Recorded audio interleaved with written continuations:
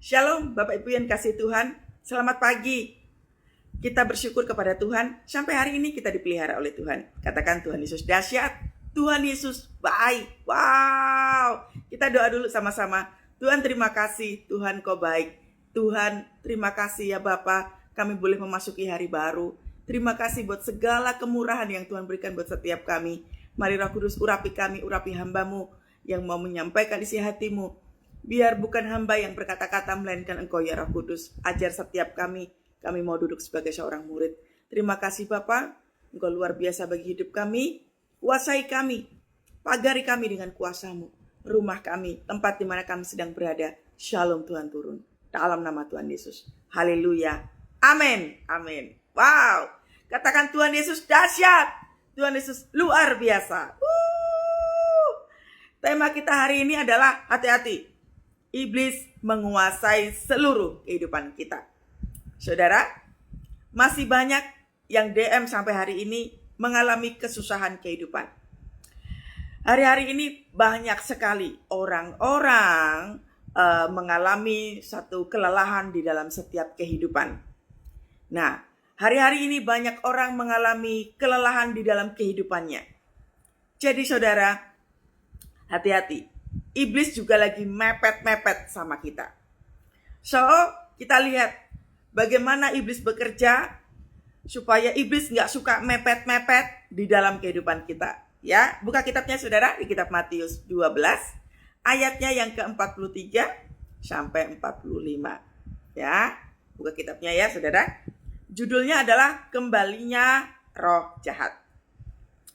Apabila roh jahat keluar dari manusia, ia pun mengembara ke tempat-tempat yang tandus, mencari perhentian, tetapi ia tidak mendapatnya.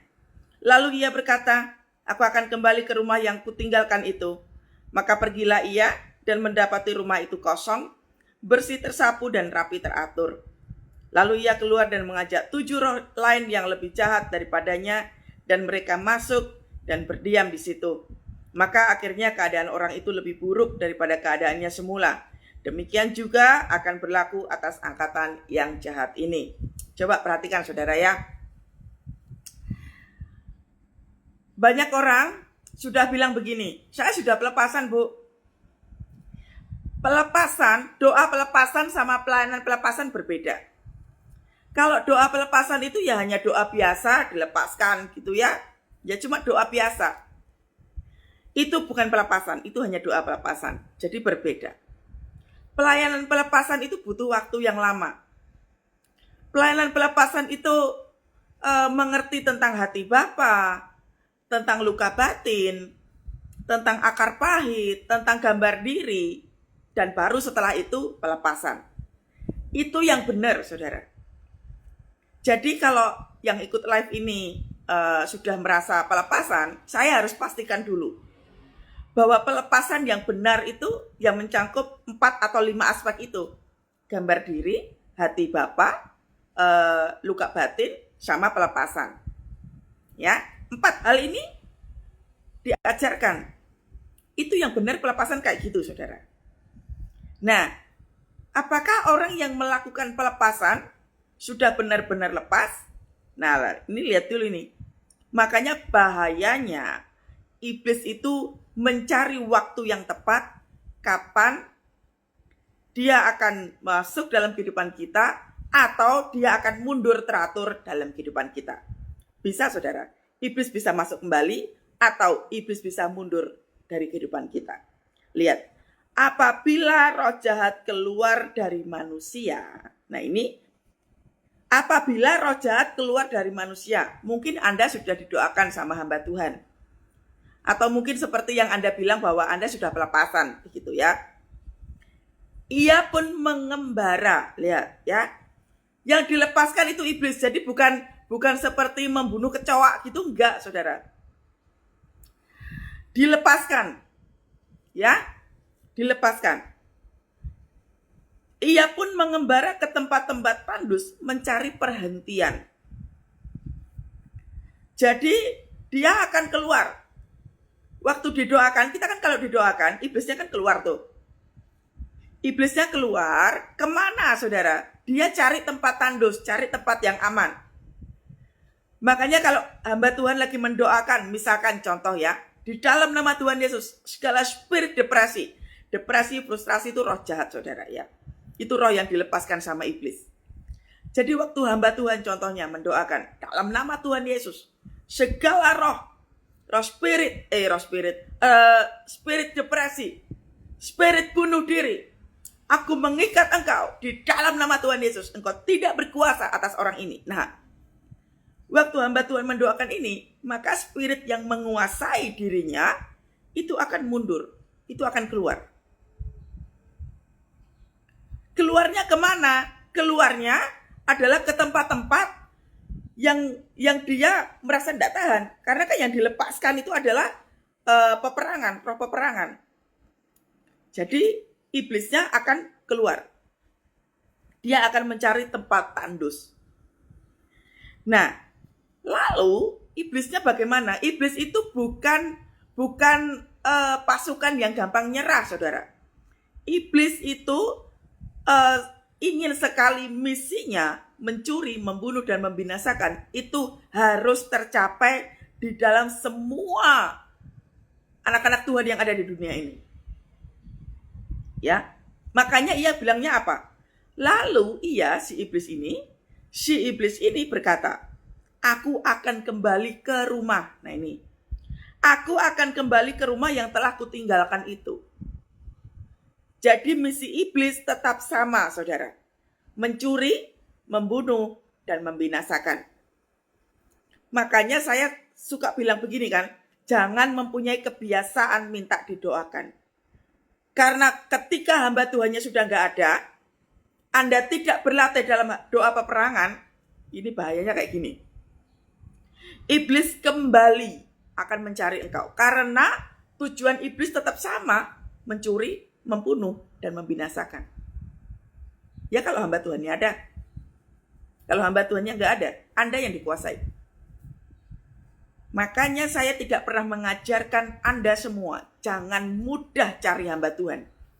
Karena peperangan kita dihadapkan sama Tuhan setiap hari dengan peperangan. Anda harus sadar itu. Yang kedua, jangan malas berdoa. Malas berdoa itu membuat area menjadi kosong. Jiwamu kosong, pikiranmu kosong. Maka kekosongan lihat, aku akan kembali ke rumah yang kutinggalkan itu. Dia nunggu kita kosong dulu. Nunggu kita kosong, nunggu kita lemah, nunggu kita nggak bisa apa-apa.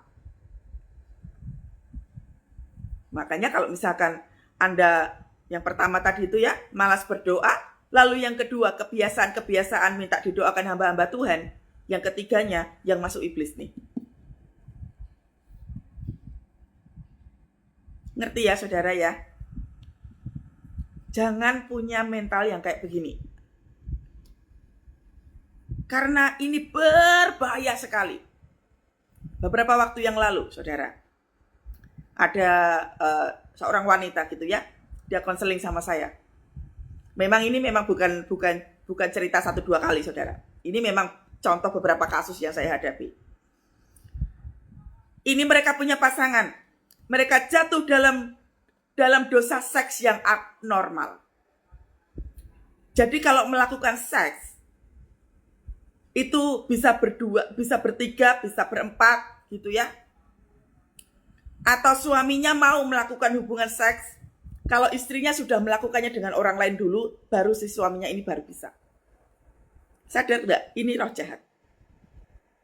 Ini kalau akibat daripada orang hidupnya tidak dikuasai oleh firman, maka iblis yang berkuasa. Apa yang terjadi saudara? Perilakunya abnormal. Enggak normal. Kita juga kayak gitu.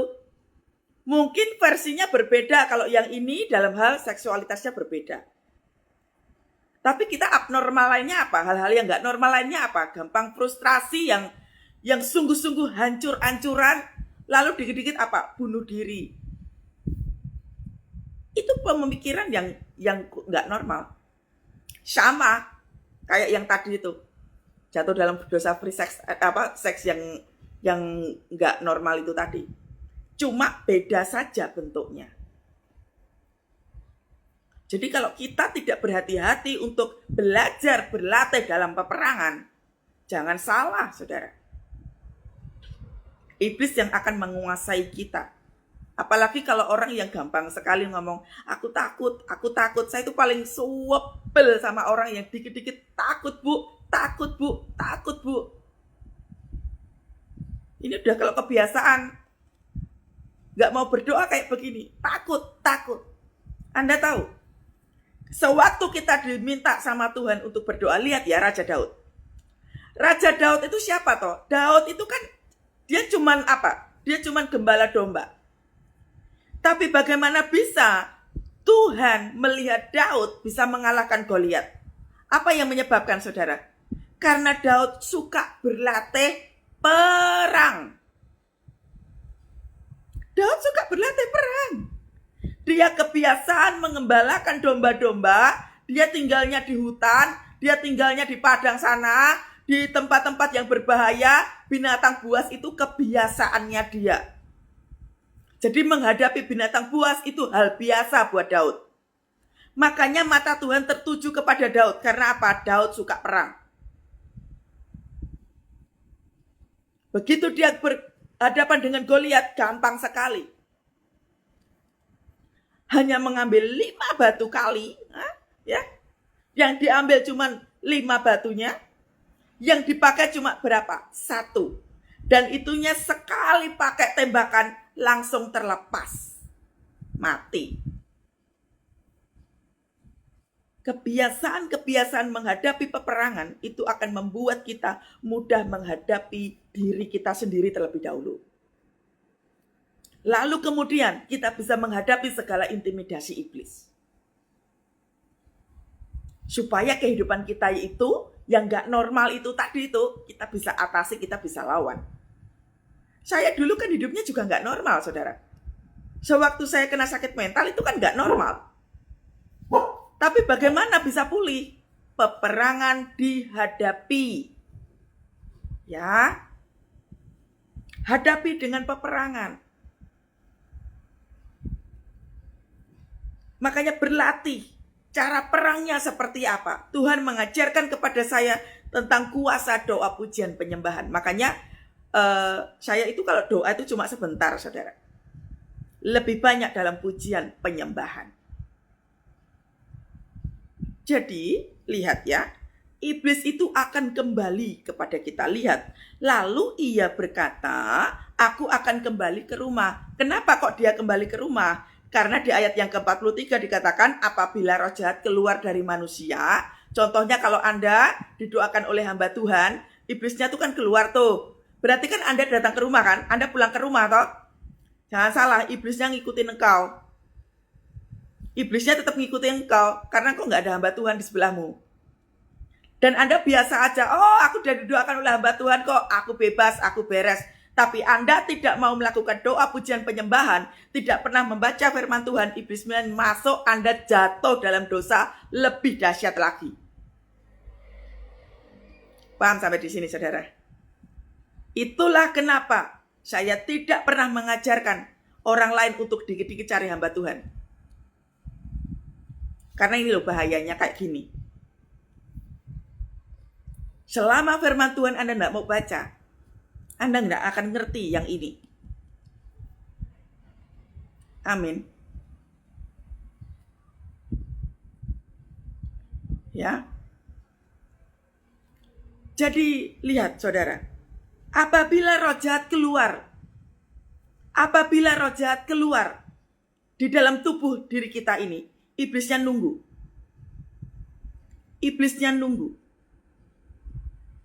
Makanya kalau kita tidak melakukan doa pujian penyembahan, baca firman Tuhan kok tidak tekun, hati-hati. Iblis yang menguasai engkau. Perkataanmu, perilakumu, cara engkau membuat keputusan, bagaimana engkau hidup, itu semua tuntunannya iblis semua. Oh ini loh, firman Tuhan saya ngomong kok. Ya. Lalu ia berkata, iblisnya yang berkata, Lalu ia berkata, aku akan kembali ke rumah yang telah kutinggalkan itu. Maka pergilah ia dan mendapati rumah itu kosong, bersih tersapu, dan rapi teratur. Jadi, orang kalau sudah didoakan hamba Tuhan, itu kan bersih tuh. Ya, itu bersih. Sudah kudus. Balik lagi, tadi seperti yang saya bilang, iblis nunggu momen itu. Makanya lihat saudara, Anda bisa lihat, kalau keadaan keluarga Anda di rumah, orang gak ada yang berdoa, api Tuhannya padam, siapa yang berkuasa saudara? Iblis.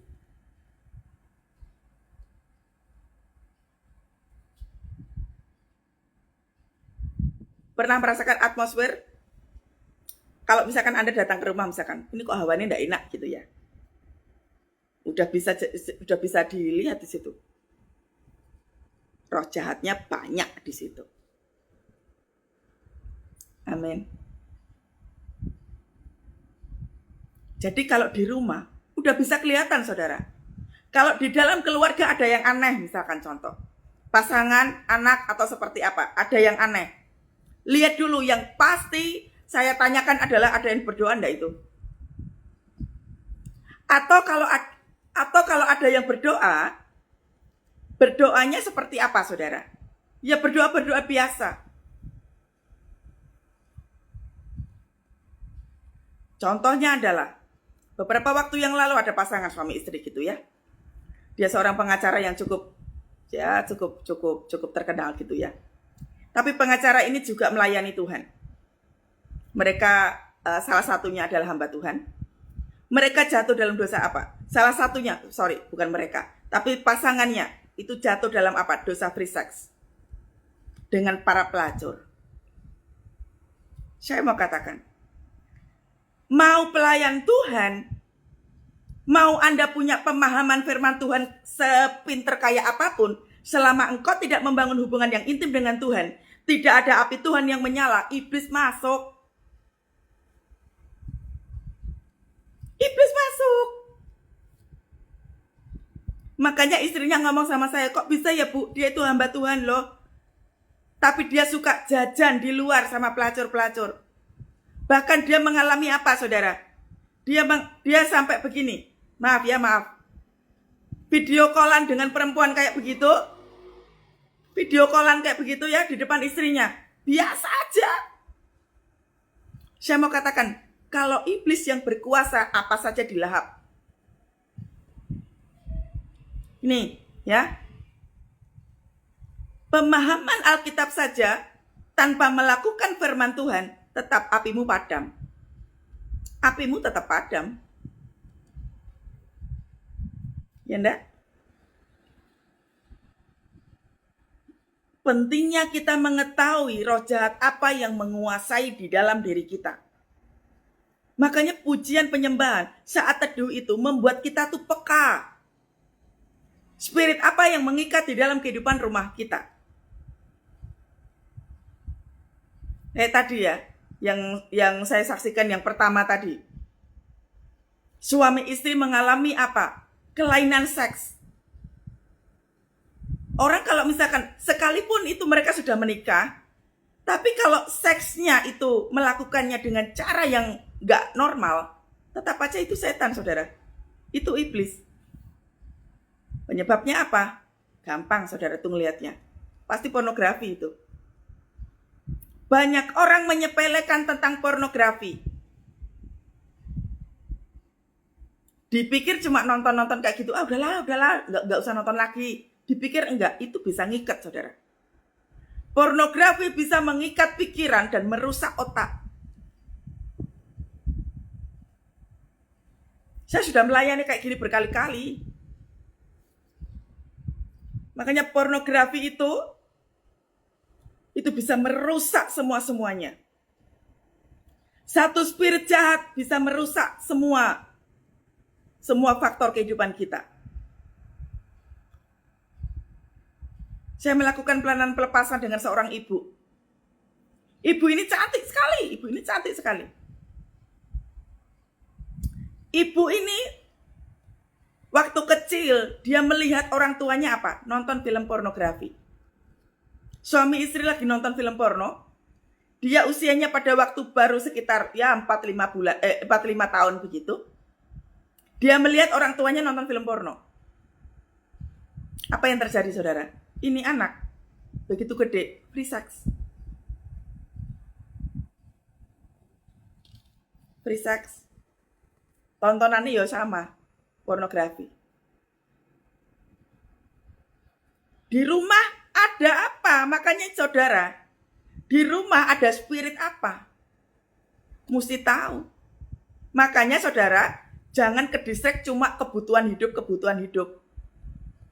Yang dipikirkan cuma duit, kekayaan, spirit yang lainnya Anda tidak kuasai. Penting, saudara. Lihat ya. Mendapati rumah itu kosong, maka iblisnya yang masuk. Oh, ini tahu nih. Iblis itu tahu jiwa yang kosong. Iblis tahu jiwa yang kosong. Iblis tahu sekali. Makanya karena bahayanya jiwa yang kosong. Nih lihat ya, kita mundur sebentar saudara ya. Di Matius 11 ayat yang ke-28. Karena bahayanya jiwa yang kosong itu, maka Tuhan bilang begini, Yesus bilang begini. Marilah kepadaku semua yang letih lesu dan berbeban berat, aku akan memberikan kelegaan kepadamu. Firman Tuhan ini disampaikan kepada Yesus sebelum dia menyampaikan tentang roh jahat. Mengapa orang itu mengalami jiwa yang kosong? Ini salah satunya, beban berat. Dia mengalami letih lesu. Makanya Tuhan mengajarkan apa? Datang kepadaku. Nih lihat loh, datang kepadaku, bukan datang kepada pendeta. Makanya tadi kan saya sudah bilang kan saudara ya. Jadi, marilah kepadaku semua yang letih lesu dan beban berat itu, memberikan kelegaan kepada kita. Karena Tuhan sudah tahu saudara. Tuhan sudah tahu bahwa pada saat jiwamu kosong, pada saat engkau letih lesu, hal yang paling mendekati kita adalah jiwa kosong. Makanya di ayat yang berikutnya itu, kembalinya roh jahat itu apa? Karena jiwanya kosong. Ya. Amin. Jadi pentingnya kita itu melihat diri kita. Kualitas kekristenan kita penting. Lihatin keadaan keluargamu. Kayak apa itu? Ya, keadaan diri kita, ya apa? Bisa dicek, saudara. Kualitas kekristenan kita sampai di mana? Keluarga saya juga tahun-tahun sebelumnya, karena bapak saya orang politik. Dan saya juga punya kakak yang orang politik. Orang-orang politik pasti sudah tahu. Permainan okultismenya itu tinggi sekali. Pada waktu itu saya belum belajar tentang doa, belum belajar sama sekali. Sampai pada akhirnya keluarga mami saya dibikin sama orang gitu ya. Dibikin lupa sama orang gitu. Dari situ saya bisa melihat bahwa, ternyata kalau api Tuhan gak dinyalakan. Saya sudah pelayanan tapi keluarga saya ancur-ancuran. Nah ini, pentingnya kita mendoakan keluarga kita. Dari sejak itu, begitu saya tahu bahwa mami saya dibikin kayak gitu, saya belajar berdoa luar biasa. Saya sungguh-sungguh gak mau terjadi kayak gitu. Ternyata gak susah, saudara. Gak susah menghadapi yang kayak begini, gak susah. Kuncinya cuma satu, api Tuhan dinyalakan. Kita tidak boleh menutup mata terhadap keluarga kita.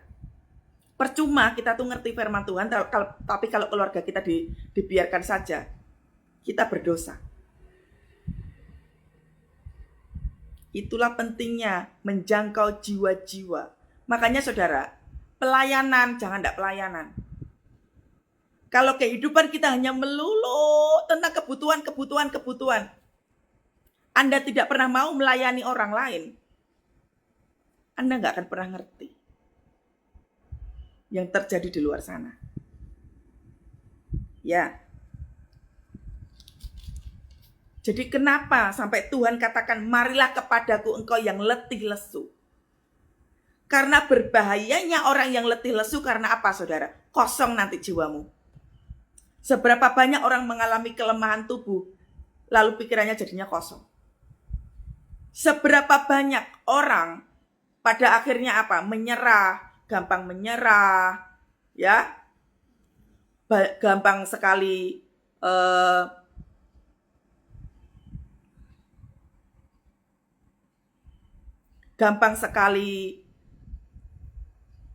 maaf ya saudara, saya agak terganggu dengan komenan orang-orang yang nggak mau mendengarkan firman Tuhan. Orang sombong tuh kayak gini.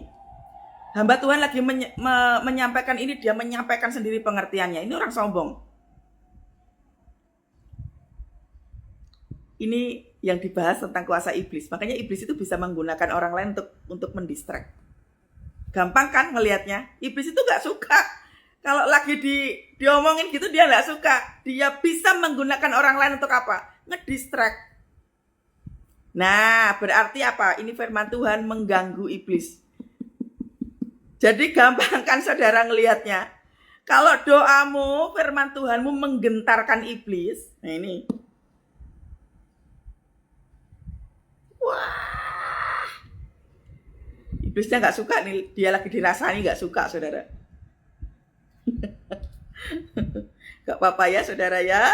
Gak apa-apa ya saudara ya.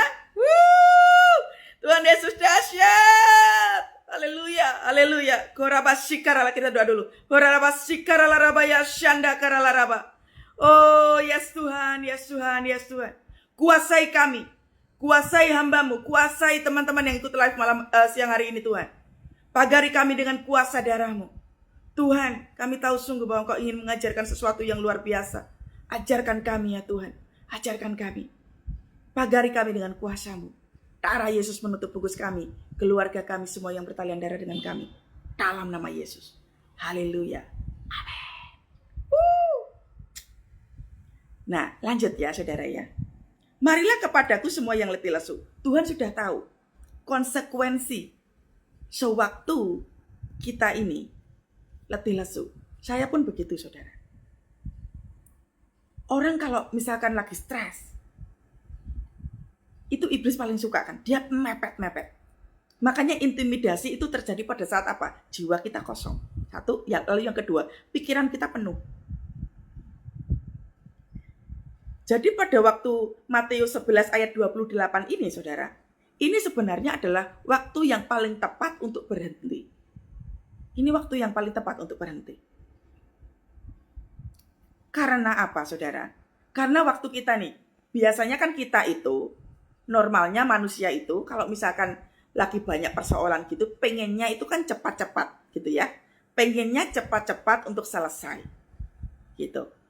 Padahal yang benar adalah, sewaktu engkau banyak tekanan, sewaktu engkau banyak persoalan, diem. Itu waktunya Anda rest. Karena pada waktu rest itu, kita bisa dengar suara Tuhan. Jangan hektik, jangan sibuk. Amin.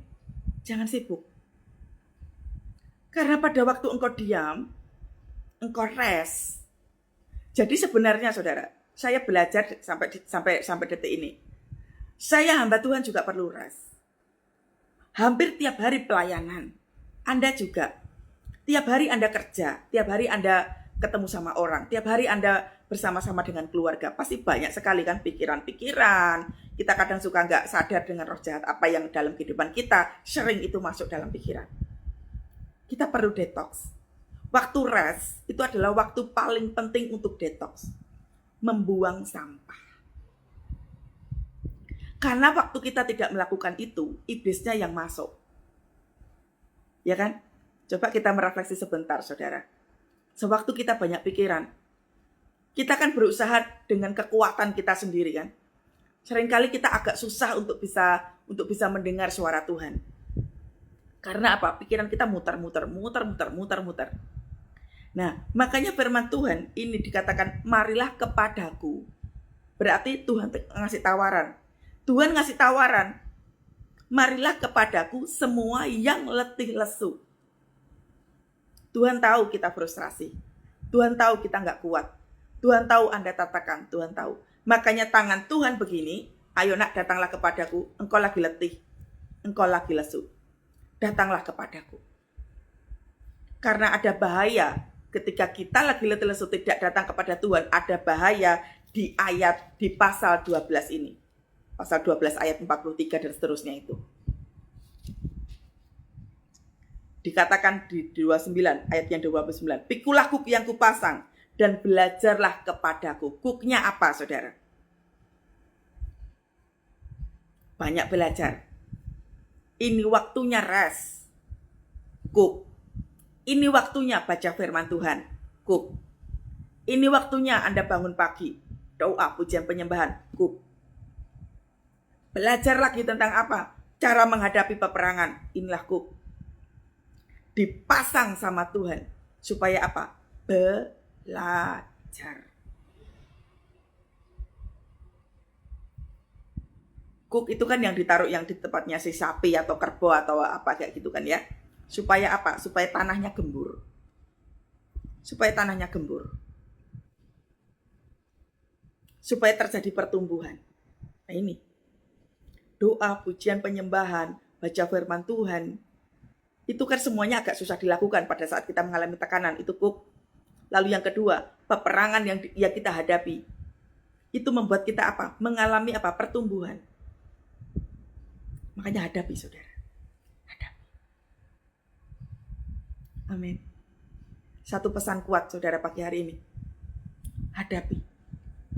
Semua persoalan dalam kehidupanmu, hadapi bersama Tuhan. Amin. Hadapi bersama Tuhan. Pagi hari ini Tuhan ingin sampaikan kepada Anda dan saya. Mari kita jadi pemenang. Amin. Mari jadi pemenang, saudara. Mari jadi pemenang.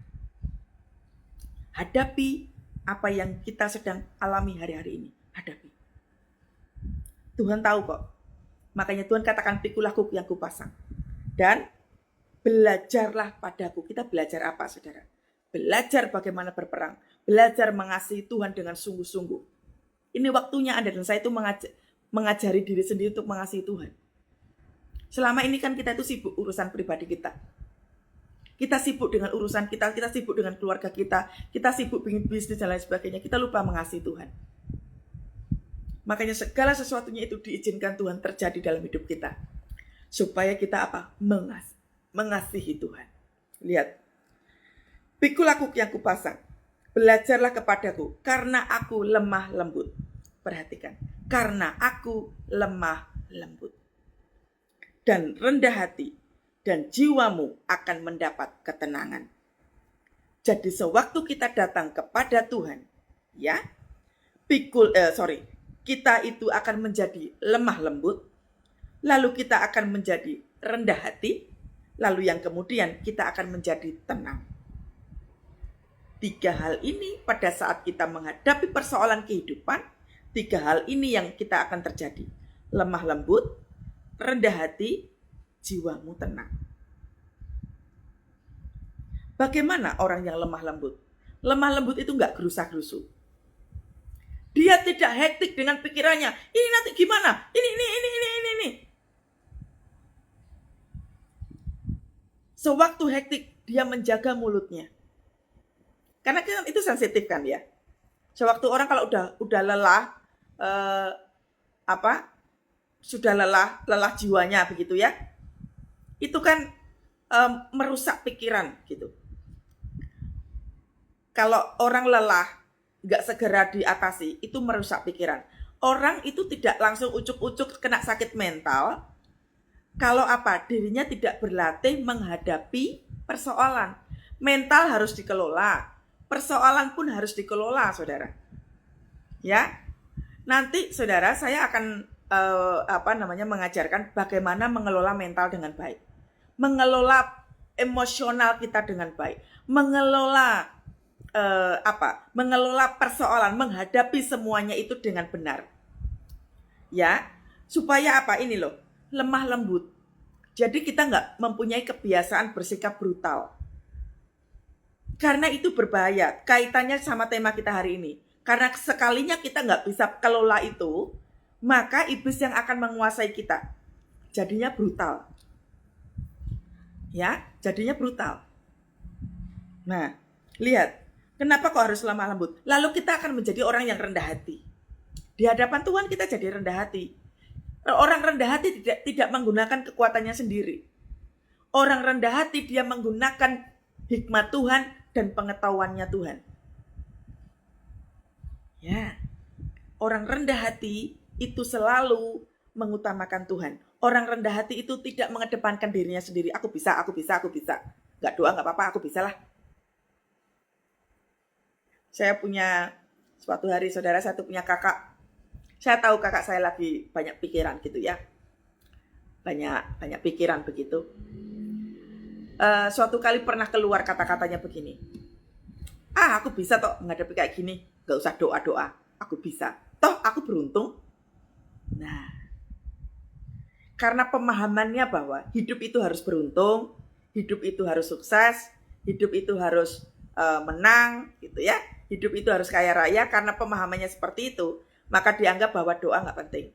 Toh Tuhan juga berpihak kok padaku. Nyatanya aku juara, nyatanya aku kaya, nyatanya aku ini. Nah, memang itu terjadi saudara. Karena iblis tahu, kelemahan dia ada pada apa? Kelemahan dia pada kesuksesan, kelemahan dia pada kepintaran, kelemahan dia ada pada hidup kaya raya, kelemahan dia yaitu kecerdasan yang dia punya. Wah, kelemahan itu dipakai saudara.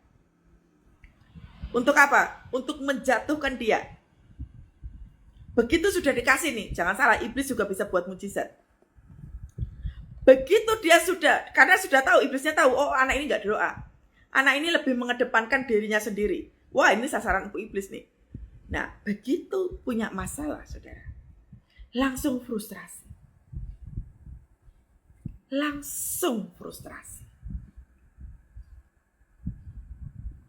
Baru setelah itu, dia cari Tuhan.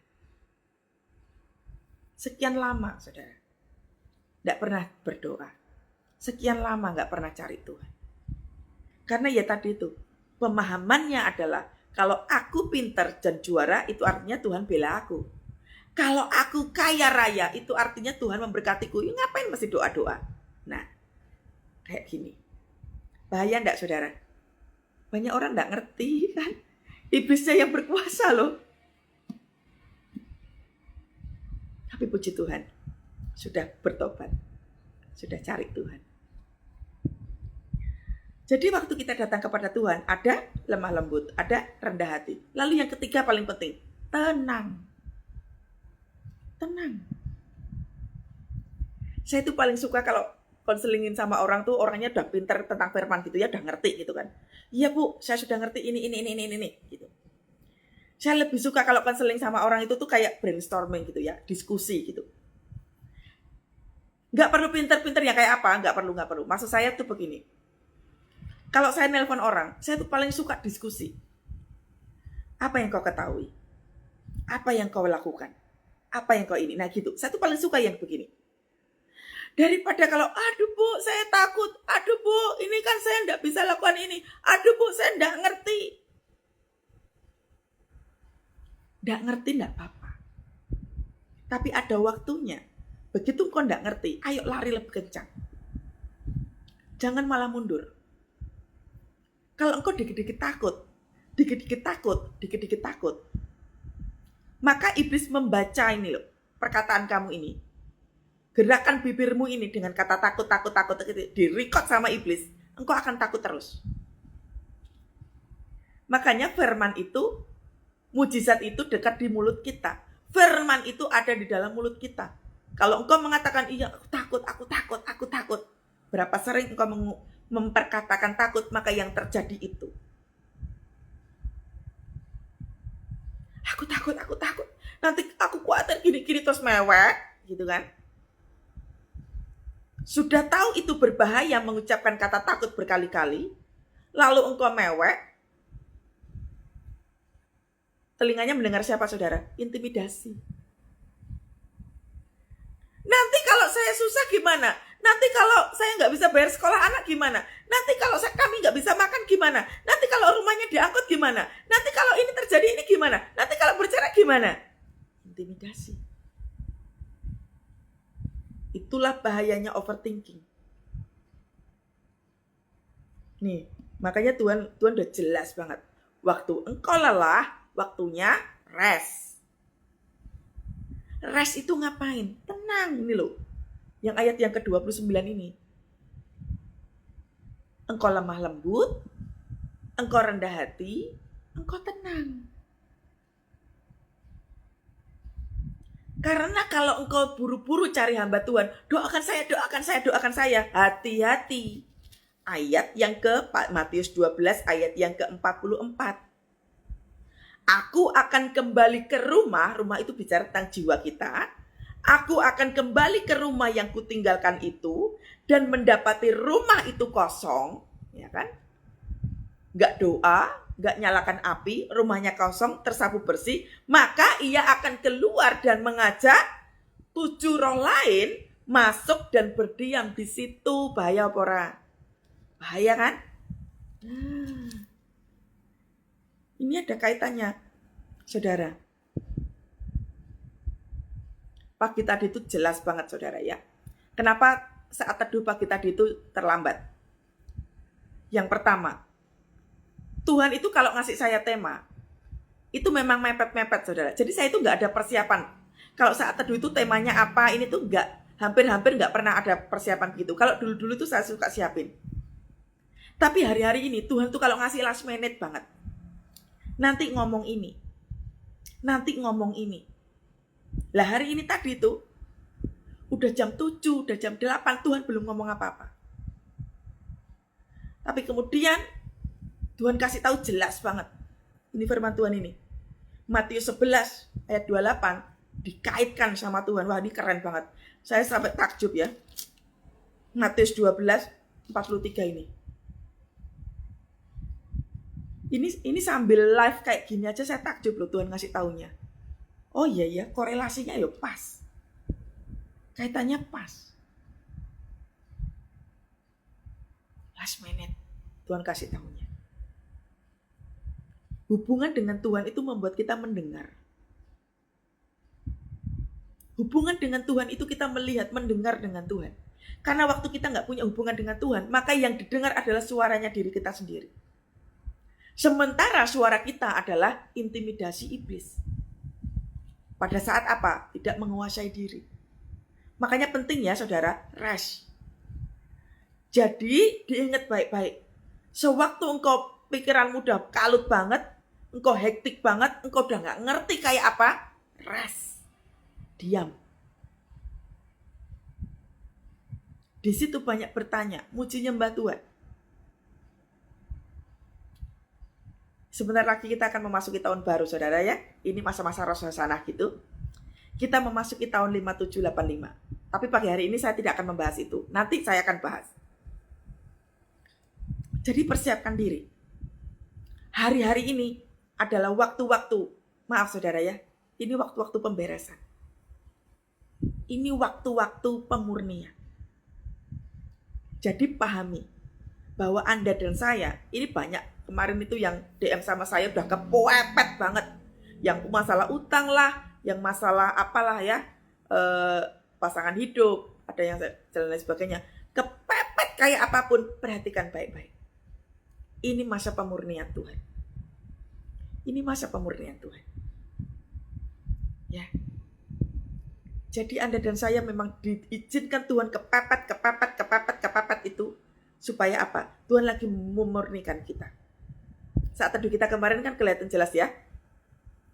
Saat teduh kita kemarin kan masih ingat ya? Si orang yang buta itu lagi apa? Dibereskan. Anda dan saya lagi dibereskan. Makanya fokuslah kepada Tuhan. Jangan main-main dengan kekristenan. Udah lewat saudara. Bereskan di hadapan Tuhan. Sudahlah saudara. Jangan takut tentang apa yang kau makan, apa yang kau minum, apa yang kau pakai. Jangan khawatir dengan apa yang ada di hadapanmu sekarang. Fokuslah kepada Tuhan. Memasuki tahun baru 5785, nanti ya saya akan bahas setelah minggu depan.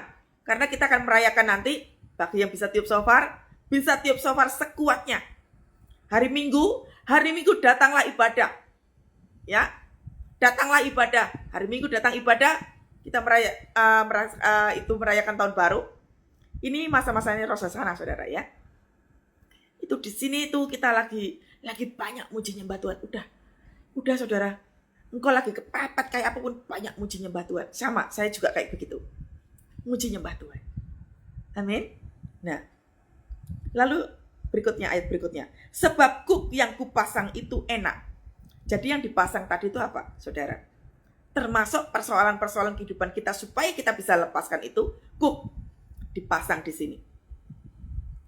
Yang kupasang itu enak dan bebanku pun ringan. Bukan bebannya kita loh, saudara. Ternyata itu bebannya Tuhan. Makanya perlu kerjasama sama Tuhan. Banyak orang itu tuh alergi dengan kata kerjasama. Kerjasama itu kan transaksi. Kerjasama ya bukan kayak gitu. Maksudnya ada bagian kita, ada bagian Tuhan. Ya, jangan kita tuh minta Tuhan terus, sementara bagian kita tidak dilakukan. Harus ada kerjasama. Jangan Tuhan suruh yang kerja Tuhan terus. Nggak bisa, saudara. Ya, hati-hati. Karena ayo kita sekarang balik lagi ke Matius 12 ayat yang ke-45. Karena kalau kitanya sendiri tidak melakukannya, kita nunggu Tuhan, kita nunggu hamba Tuhan, maka yang terjadi kayak gini. Lalu ia keluar dan mengajak 7 roh lain yang lebih jahat daripadanya, dan mereka masuk, lihat. Mereka masuk dan apa? Berdiam di situ. Ini loh berbahayanya tuh sampai berdiam. Kalau cuma masuk, mungkin nggak apa-apa, masuk bisa keluar lagi. Tapi ini berbahayanya apa? Berdiam. Makanya coba perilaku kehidupan kita tuh kalau sudah ngawur, berarti ada yang berdiam di situ. Amin. Ya. Mereka masuk dan berdiam di situ. Maka akhirnya keadaan orang itu lebih buruk daripada keadaan semula. Nih. Makanya kalau kebiasaan dikit-dikit minta didoakan. Ini keadaannya kayak begini. Kekristenannya mandek. Lalu yang kedua, apa saudara? Ini kayak gini. Kondisi mentalmu jadi down. Kena frustrasi dikit, wah takut. Kena masalah dikit, mau bunuh diri. Kayak gini. Iblis yang masuk dan berdiam. Karena setiap hari Anda dan saya diperhadapkan dengan peperangan. Hadapi, saudara. Hadapi. Ya, hadapi. Beberapa waktu yang lalu ada orang konseling sama saya. Anak ini, keluarganya ngomongnya adalah anak ini kena sakit mental. Anak ini datang kepada saya bersama omnya. Anak ini usianya masih ya di bawah 30 tahun gitu. Dalam kondisi yang maaf sekali ya, kayak orang stroke kalau jalan itu kayak ini. Usianya baru di bawah 30 tahun, ya kurang lebih 28-29 gitu. Waktu dia ngomong tuh ngomongnya udah ngelantur kemana-mana gitu. Keluarganya mengatakan bahwa anak ini kena bipolar. Lalu Roh Kudus ngomong sama saya. Saya akan berdoa, Tuhan, apa yang saya harus lakukan?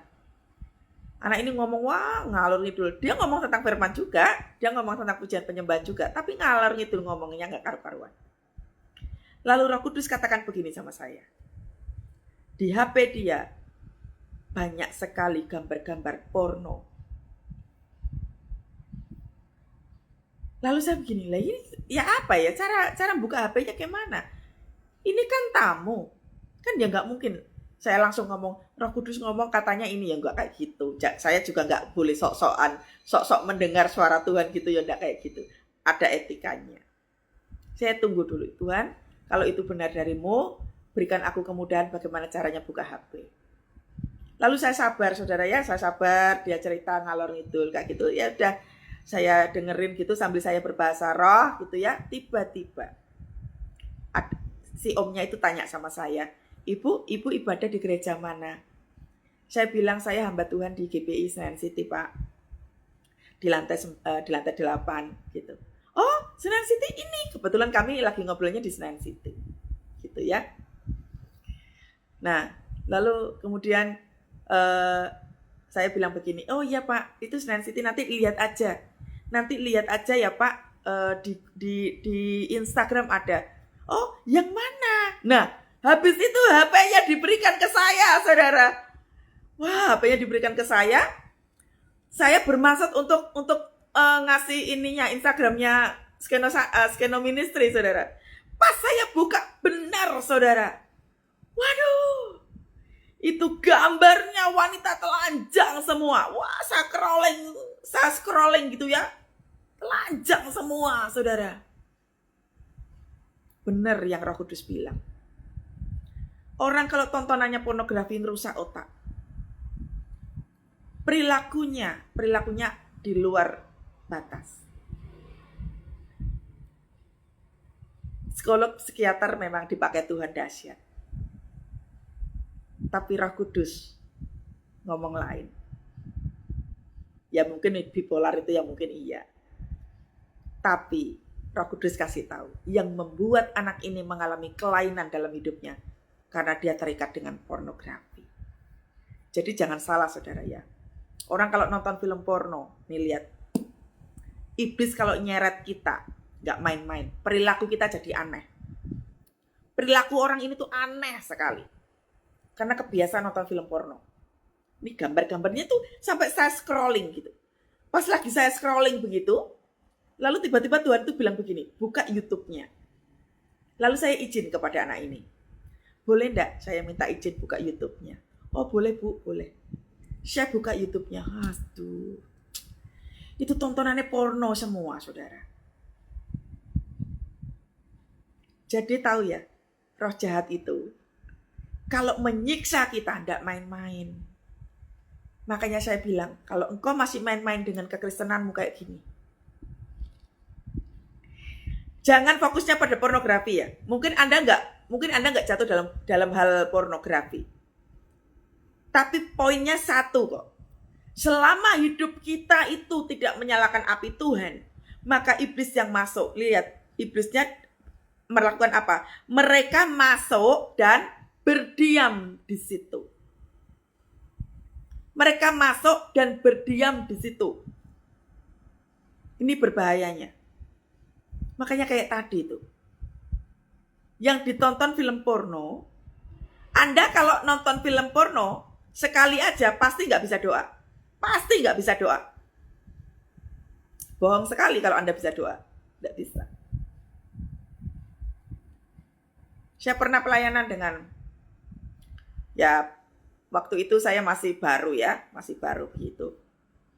Gembala gerejanya, maaf sekali, gembala gerejanya itu ada kelainan seks begitu ya, libido seksnya tinggi, dengan semua wanita di situ dia pernah tidur. Ini statusnya gembala loh. Waktu itu saya pelayanan saya sebelum jadi hamba Tuhan kayak begini, saya seorang worship leader.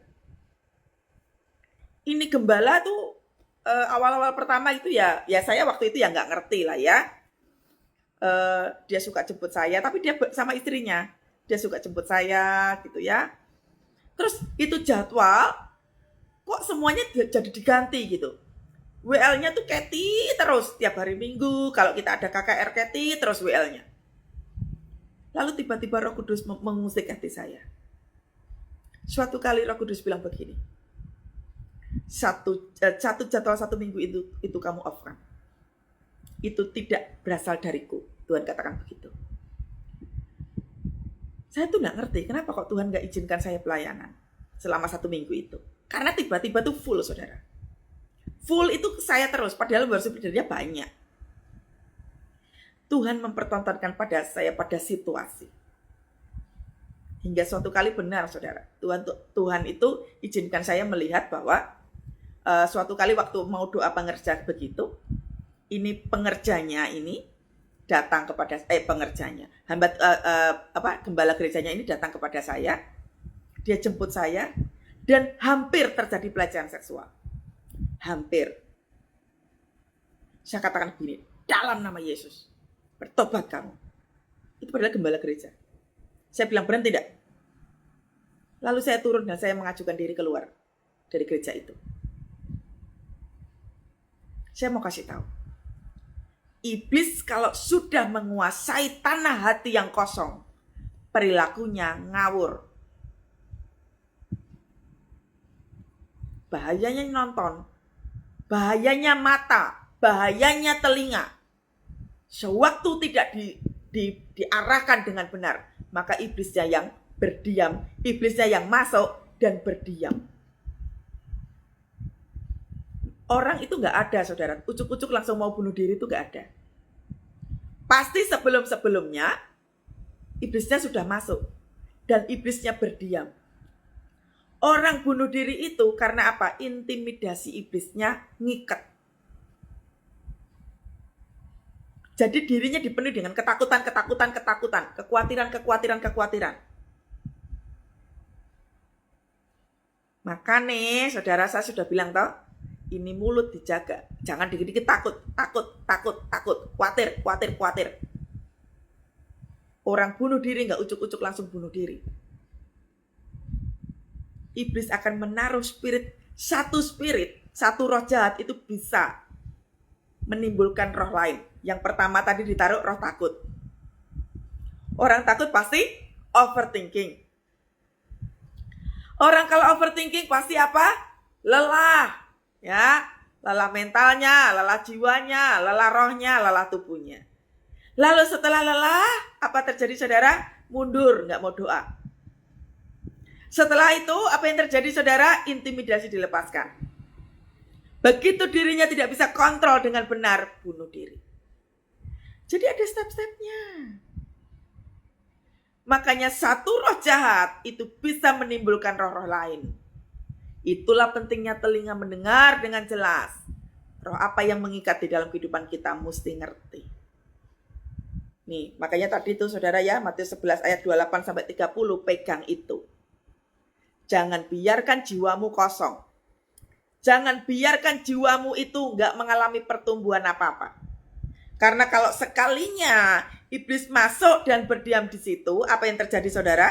Maka akhirnya keadaan orang itu lebih buruk.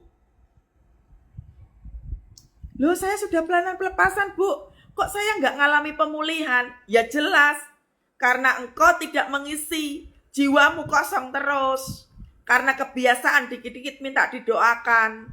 Anda tidak saat teduh, Anda tidak baca firman Tuhan, Anda hidup semau gue, Anda nggak mau belajar firman, ya kayak gitu jadinya.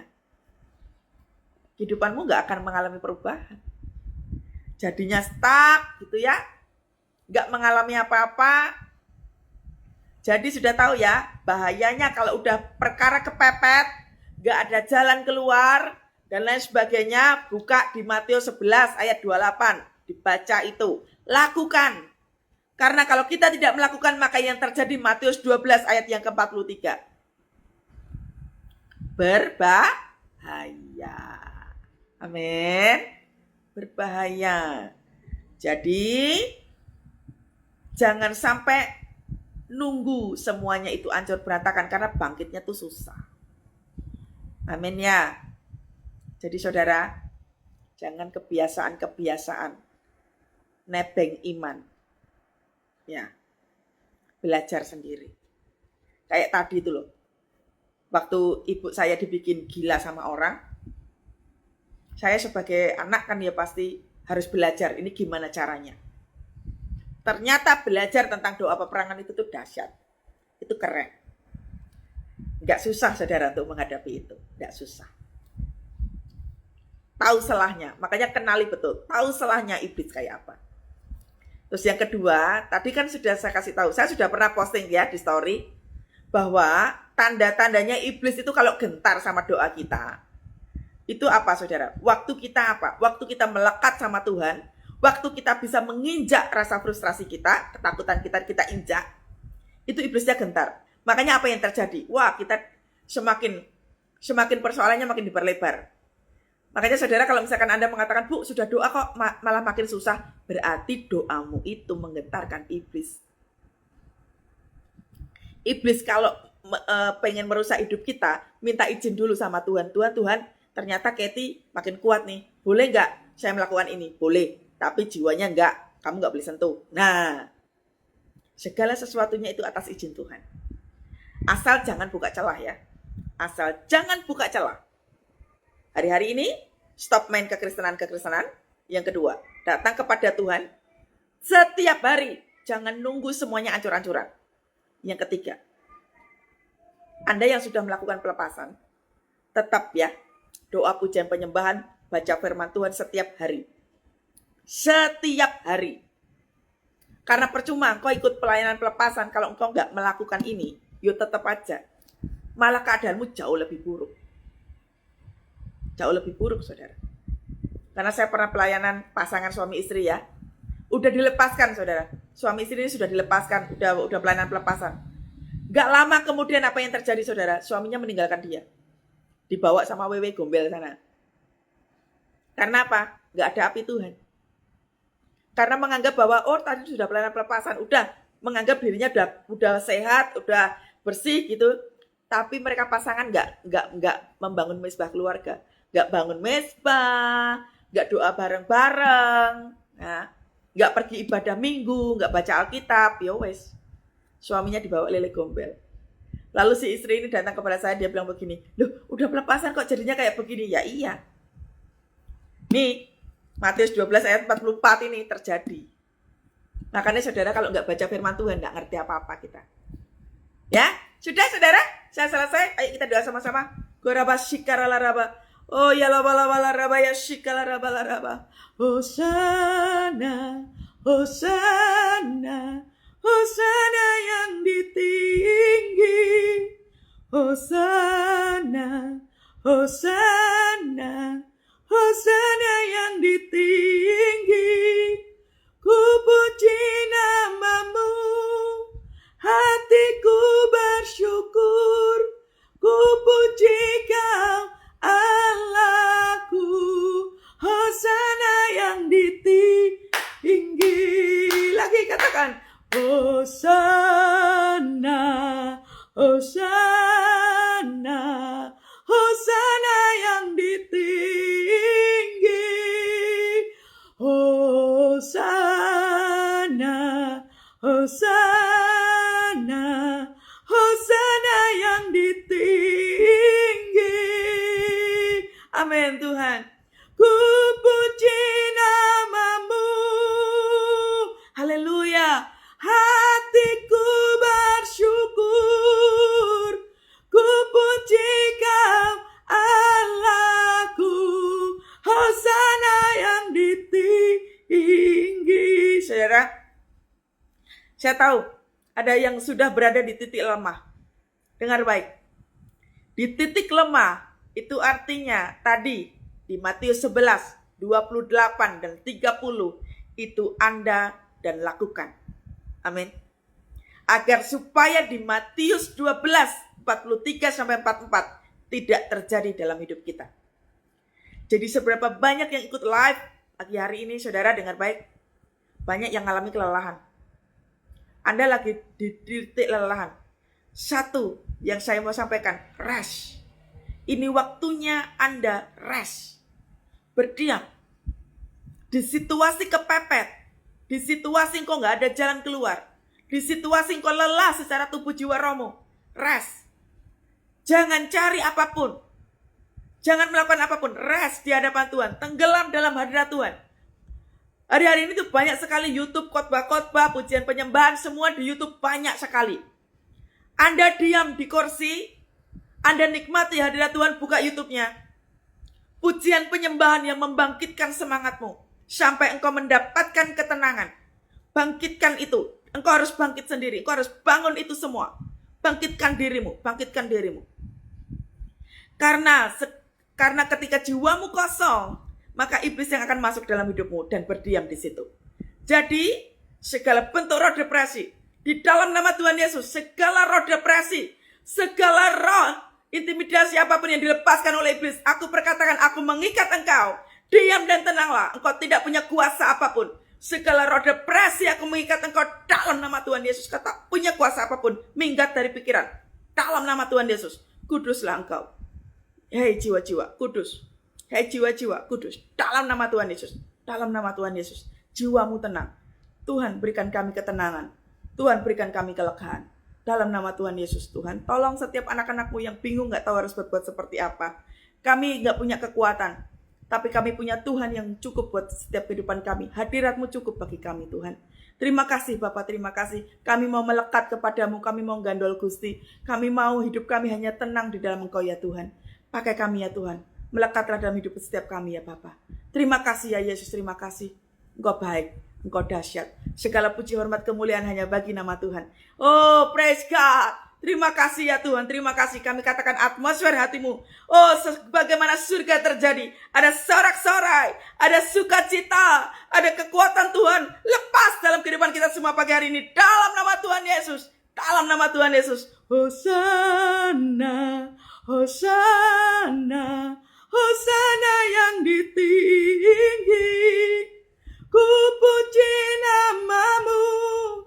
Hatiku bersyukur, hatiku pun bersorak, Hosana yang ditinggi.